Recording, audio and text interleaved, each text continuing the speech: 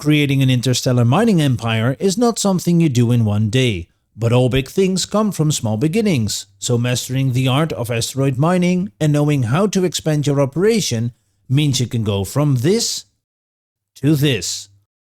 To give you an idea of how all of this works, I'm collaborating with Good Games and Paradox Arc, which allows me to show you guys the more intimate details on starting and scaling up mining operations in Starminer.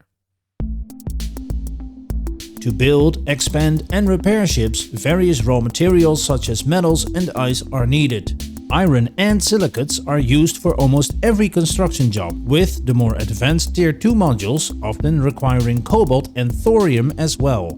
Ice is melted down into water to be consumed by ship's crews, and lastly, Ionite is used to create specialized fuel cells, allowing ships to move to other regions of space. Gathering materials is primarily done by mining asteroids, and the easiest way you can tell what type of main material they contain is just by looking at them. For example, iron asteroids are covered in red spots and stripes, whereas thorium ones have a distinct green lining. But since most asteroids also contain lots of silicates, knowing how to get the exact material you want is key. First, a scanner module is used to identify what materials can be found where on the asteroid by using green markings for the main material and grey markings for silicates. Next, the ship is maneuvered in range and at the right angle for the ship's mining laser to begin excavation. To check if the mining laser is in range and has a line of sight, hovering your mouse over the asteroid will bring up the indicated guidelines. When these turn green, mining can begin, with tier 1 lasers taking care of the light work and their larger tier 2 counterparts stepping it up a notch, having a higher mining rate and increased range. With the mining lasers now unleashing their full power on the asteroid's surface, chunks of raw material, each weighing roughly 10 tons, will begin to break off. But before these chunks can be sold or processed further, first they will have to be brought back to the ship. Launched from hangar bays, specialized haulers will automatically start to collect the raw material at a steady pace. Once they grab hold of a chunk, they'll bring it back to the ship for storage. Storage modules are needed to store any type of resource, with specialized versions for metals, energy, water and general storage for deconstructed modules plus other packaged items. Even with modest mining efforts, the small tier 1 metal storage, capable of holding up to 200 tons, will be filled to capacity pretty quickly, so large T2 modules can be linked together to create an enormous amount of storage space.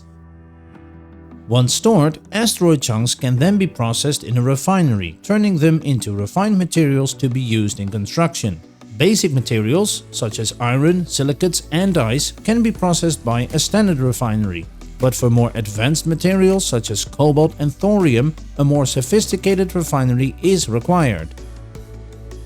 Besides handling a wider range of raw material, larger refineries can also process much faster by using several production lines in parallel.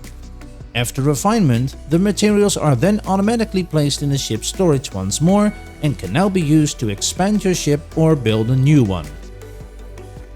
The entire mining operation can be made more efficient by researching various upgrades, which for example can increase your mining laser's range and mining rate, the speed of your haulers and constructors, but also the efficiency of your refineries. Now this has been an example of mining with just one ship, but if you want to expand your operation, you'll need to upscale. First, multiple smaller ships can be built, with each one mining its own immediate surrounding area. Mining lasers can be kept online and they will automatically mine any asteroid within range, whether they have been scanned or not. Since your ship will continue mining the entire asteroid, it needs to have enough storage space so the haulers can store all the raw material to not let anything go to waste. Secondly, large mining drills can be mounted directly onto an asteroid. They operate in a similar way as any ship, so each one will need its own power supply, crew, storage space and at least one heat dissipation module. Once the asteroid has been depleted, the drill can then manually be moved and attached to another asteroid and continue working there. But aside from mining asteroids, there's actually another source of materials to be found.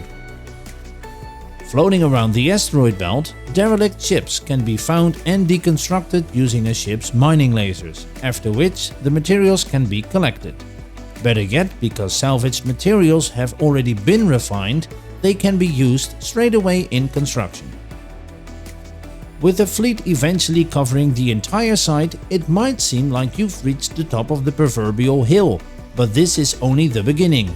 In time, when you're able to produce fuel cells by using Ionite, it's possible to expand your operation to other sites within our solar system and even to other sectors in the galaxy. Creating an interstellar mining empire, however, is not without its perils, because the larger your operation gets, the more likely you'll be seen as a threat. And depending on the game mode, you will need to defend the operation you've worked for so hard. That, however, is something fellow YouTuber PartyElite is going to tell you all about in the next video in this series, so stay tuned to all the social channels from Starminer and Paradox to get notified when it arrives. Also, if you've enjoyed this video, then now is the perfect time to hit like to support it and subscribe to my channel, because aside from Starminer, I also cover other strategy and open world games with reviews and tips in my own way. Now, I have a tremendous appreciation for your support. I also love to read and respond to comments, so feel free to leave one down below. And as always guys, thank you for tuning in and see you in the next one.